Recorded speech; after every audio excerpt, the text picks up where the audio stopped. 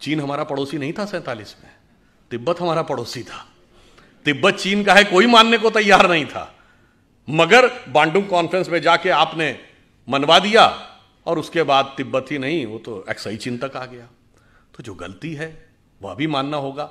आपको पता है नॉर्थ वेस्ट फ्रंटियर प्रोविंस जो आजकल खैबर पख्तूनवा है, फाटा का इलाका, वहां मुस्लिम लीग नहीं जीती थी, वहां कांग्रेस जीती थी। खान अब्दुल गफ्फार खान मिलना ही नहीं चाहते थे पाकिस्तान से, और उस समय यह स्टैंड लिया गया कि कोई लैंड रूट नहीं तो हम कैसे जुड़ जाएं। ईस्ट और वेस्ट पाकिस्तान 2000 किलोमीटर दूर होकर एक देश हो सकते थे, हम वो नॉर्थ वेस्ट फ्रंटियर प्रोविंस हमारा हिस्सा नहीं हो सकता था। और जब हमने मना कर दिया तो खान अब्दुल गफ्फार खान का यह स्टेटमेंट है कि आपने हमको भेड़ियों के हाथों में छोड़ दिया है। पता है आपको, बलूचिस्तान ये पाकिस्तान का हिस्सा नहीं था, खान ऑफ कलात कभी नहीं मिलना चाहते थे। आप में से बहुत से लोगों को नहीं पता होगा कि ओमान 47 में बॉम्बे प्रेसिडेंसी से कंट्रोल होता था। ओमान हमने कितना छोड़ा है, कितना गंवाया है, सब कुछ गंवाते चले गए। एक बात विचार करिए, हम 2022 में बैठे हैं, जरा 1918 या 19 का 105 साल पहले का भारत छोड़ देखिए।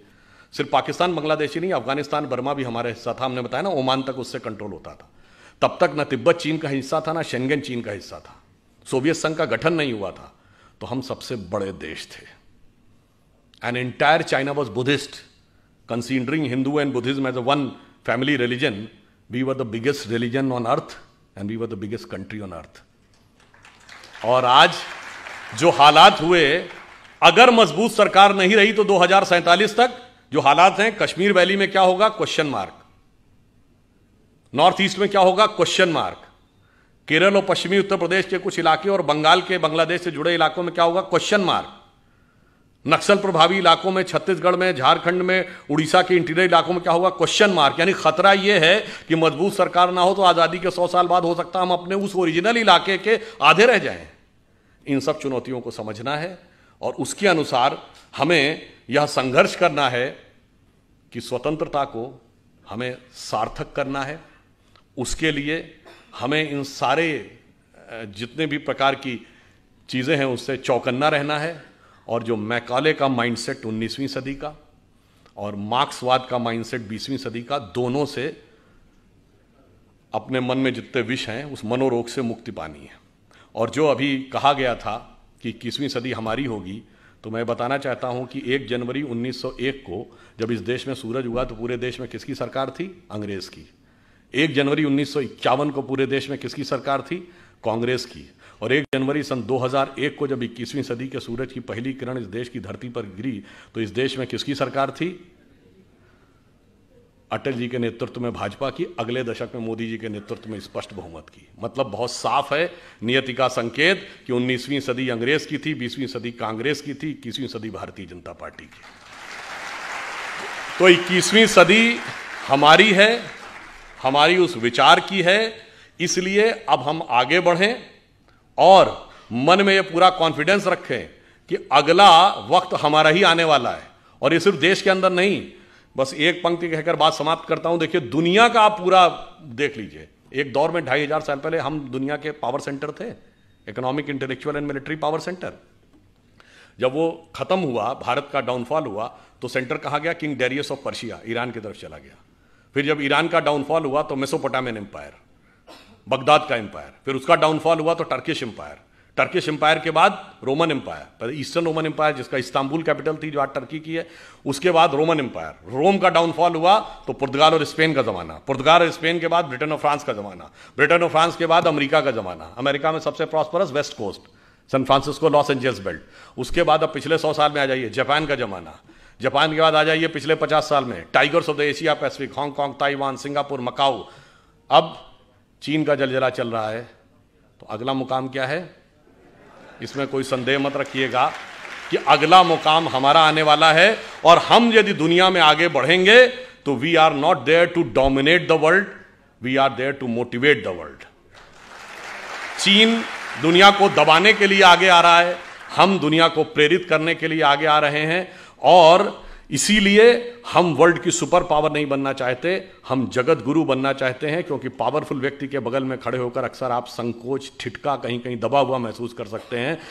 परंतु गुरु के बगल में खड़े होकर आप आनंदित, आह्लादित और उन्नत महसूस करते हैं, और जिसकी झलक योग दिवस के रूप में दिखाई पड़ने लगी है कि हम राष्ट्र से लेकर व्यक्ति तक को मोटिवेट करने की क्षमता रखते हैं। और फाइनली एक बात और कह दूं, ये प्रेरणा हमें कहां से मिलती है? आज आप देखिए, चाइना ताइवान के ऊपर डोमिनेट करना चाह रहा है, तो रशिया यूक्रेन के ऊपर डोमिनेट करना चाह रहा है, तो पूरी दुनिया की जियोपॉलिटिक्स इस पे चल रही है, एनेक्सेशन, सब्जुगेशन एंड डोमिनेशन। यानी या तो कंट्री को मिला लो, पिछले 100 सालों में हुआ ना, या फिर सब्जुगेट कर लो, उसको किसी ट्रीटी का हिस्सा बना लो, यानी इनडायरेक्टली अपना शासन कर लो, या डोमिनेट कर लो, एक कॉन्ट्रैक्ट कर लो ताकि वो सरकार वहीं रहे मगर वो आपका कंट्रोल रहे। परंतु हम इन तीनों में से किसी में विश्वास नहीं करते। क्यों? जब भगवान राम ने लंका पर विजय प्राप्त की तो क्या उसका एनेक्सेशन किया? नहीं। वहां कोई अपना डिप्टी या वाइसराय अपॉइंट किया, यानी सब्जुगेशन किया? नहीं। वहां से कोई कॉन्ट्रैक्ट साइन कराया, यानी डोमिनेशन किया? नहीं। मूल्यों को स्थापित किया और सह अस्तित्व का विचार दिया। इसीलिए we are the only country in the world which never went for invasion, and if somebody consider Hinduism as a religion, we never went for conversion, because we are having no concept of conversion. और पूरी दुनिया में आग लगी हुई है इसी वजह से। इसलिए अगर 21वीं सदी में विश्व का उदय होना है तो वो सिर्फ हम ही दे सकते हैं, और हमारे अंदर ही वो क्षमता है। अटल जी की कविता की यह पंक्ति, उस विचार जिसे सांप्रदायिक कह के बहुत लांछित किया जाता है, वो सिर्फ हमारी उन्नति के लिए अमृतकाल जरूरी नहीं है। जब 2047 में हम उस पीक के ऊपर बैठे होंगे, उस समय हम दुनिया को क्या दे रहे होंगे। उनकी प्रख्यात कविता जो पुराने लोगों को याद होगी, हिंदू तन मन हिंदू जीवन, रग रग हिंदू मेरा परिचय। तो उन्होंने कहा था कि होकर स्वतंत्र मैंने कब चाहा, मैं कर लूं जग को गुलाम, मैंने तो सदा सिखाया है करना अपने मन को गुलाम। गोपाल राम के नामों पर कब मैंने अत्याचार किया, कब दुनिया को हिंदू करने घर घर में नरसंहार किया। कोई बतलाए काबुल में जाकर कितनी मस्जिद तोड़ी, भूभाग नहीं शत शत मानव के हृदय जीतने का निश्चय। हिंदू तन मन हिंदू जीवन, रग रग हिंदू मेरा परिचय। और फाइनली एक कॉन्सेप्ट अपने दिमाग से पूरी तरह निकालना पड़ेगा। ये जो हमसे कहा गया ना, हम वो देश थे जो आके सेटल होते गए तो लोग बसते चले गए। सरजमीने हिंद पर अक़वाम आलम के फिराक, काफिले बसते गए हिंदोस्तां बनता गया। ये हम सराय नहीं थे कि आके सेटल होते गए, हम वो थे जहां ज्ञान का पहला उदय हुआ और पूरे विश्व को हमने संदेश दिया। इसलिए हमारा राष्ट्रवाद क्या है? हिमालय के आंगन में प्रथम उसे किरणों का दे उपहार, उषा ने हंस अभिनंदन किया और पहनाया हीरक हार।